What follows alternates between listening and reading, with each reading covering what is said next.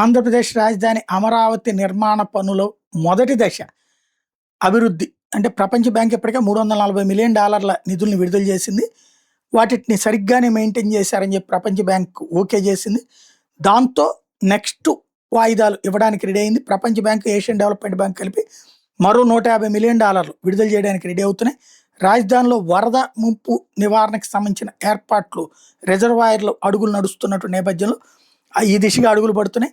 తాగునీటి సరఫరా వ్యవస్థలో నివాస సముదాయాల నిర్మాణ పనులు జోరుగా సాగుతున్నటువంటి నేపథ్యంలో వరద నిర్వహణ పనుల్లో సుమారు 30% పురోగతి నమోదైనట్టు అధికారులు వాళ్ళకి నివేదిక ఇచ్చారు. ఆ నివేదికని కన్ఫర్మ్ చేసుకున్నారు. మొత్తంగా అమరావతి మొదటి దశ అభివృద్ధి కోసం ప్రపంచ బ్యాంక్, ఏడీబీ కలిసి $1.6 బిలియన్ అంటే ఒక్కో సంస్థ $800 మిలియన్ అందించడానికి అంగీకరించినాయి. ఇటు తోడు కేంద్ర ప్రభుత్వం కూడా తన వంతుగా ప్రత్యేక ఆర్థిక సహాయాన్ని ఇస్తుంది.